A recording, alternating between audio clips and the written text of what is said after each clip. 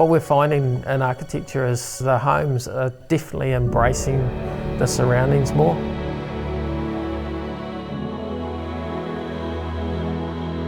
The boundaries are blurring between the inside and the outside.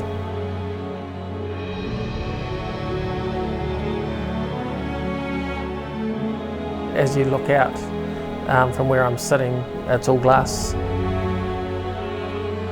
They're basically walls of windows that it really brings the outside in. So when you look across the infinity pool to the harbour, it's quite seamless.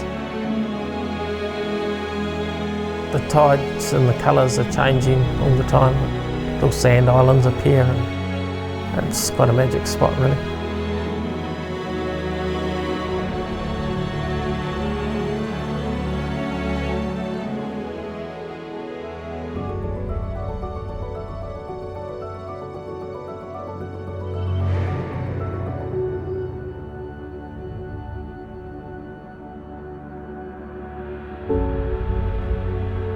So as you come up the driveway, you're coming up through subtropical planting and into this large portico with quite wide steps that lead up to the front door. And the door is quite an amazing work of art. It's a large aluminium embossed door with a stingray skin pattern embossed into the door.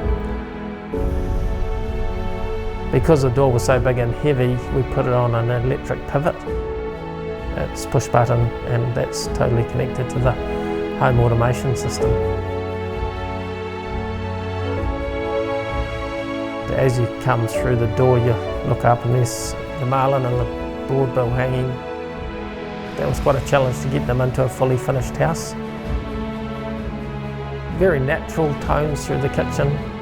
A lot of the cabinetry and joinery tones are in the darker colours. A lot of wood, very natural feel. It flows through to a bar, which has got bifold doors that retract back into the cupboard.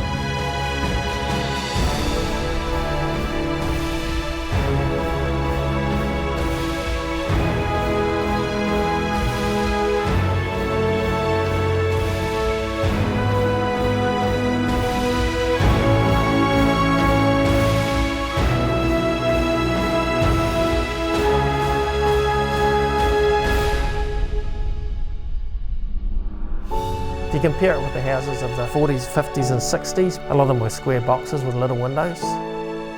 Really with higher performance glass, better aluminium systems, better door tracking systems, we are definitely seeing an improvement in the way that we can connect with our environment in New Zealand.